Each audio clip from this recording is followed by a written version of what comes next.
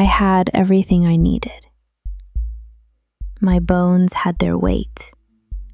My water had its way down. My trees held the light still, and my animals carried the world across it. Not one of them ever needed to dream. And then there was the other thing, the one nothing in me required. Art is the heart that beats to dream a dreamer's dream, and it is mine.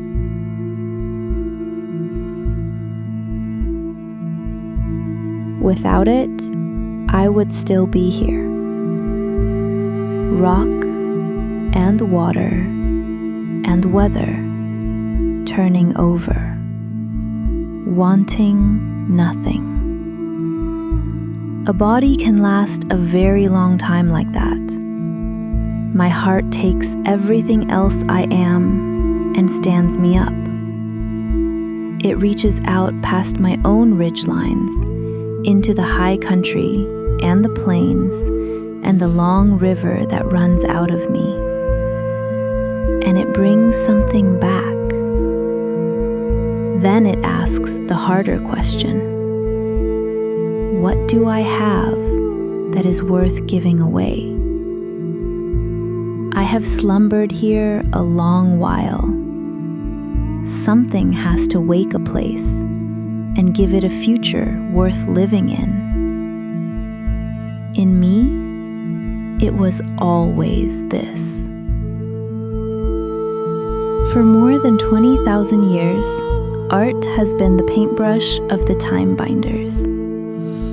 They were the hands. I was the canvas. Story and song and dance and drawing. Everything else alive in me binds light or binds space. People do the other one. People bind time. A thought should die with the person who had it. They found a way to stop that. They give it a body that outlives their own. The intentions of the human spirit baked into my layers and my lines.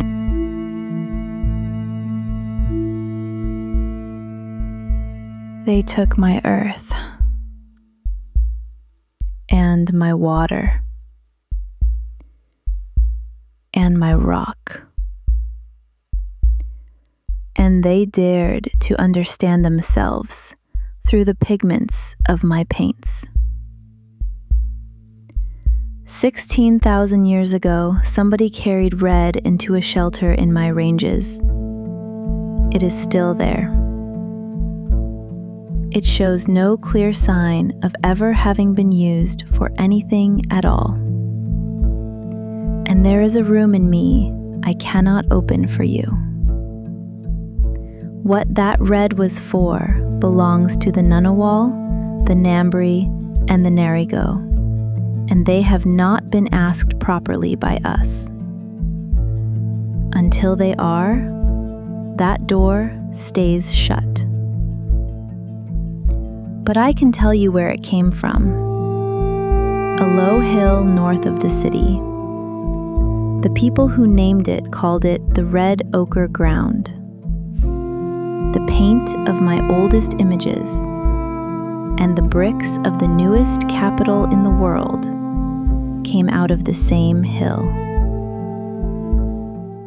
They dared to understand this ever-persistent dream of life and the dream that came before it. In 1912, a woman in Chicago who had never once stood in me painted me as a city before there was a city. Gold and wash and a lake I did not have. Her husband won the competition. The drawings were hers. He said afterwards that they were never plans. He said they were paintings and should never have been taken out of their frames. And then a country looked at a painting and built it. Human potential materialized in my bedrock. And they have linked themselves to the stars in an ever-swirling sky. Stand in me tonight and look up. The light landing in your eye left before there was a capital here. Some of it left before anyone carried red into a shelter. To look up is to look backwards. It is the one place you still stand with the people who came before you.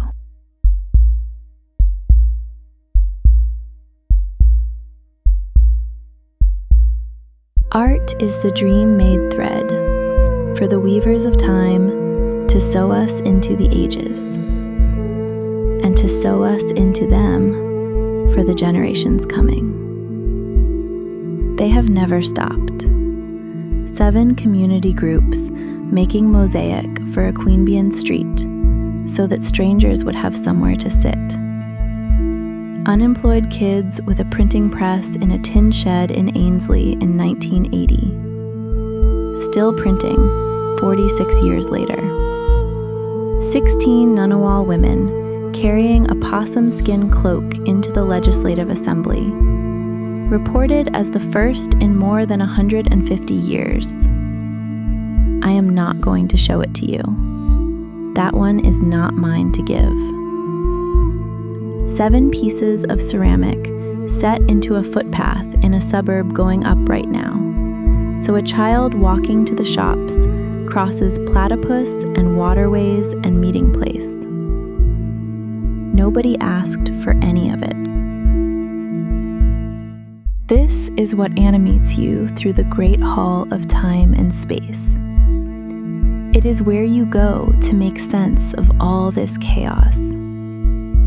It is a place to come home. I am still beating. Come home.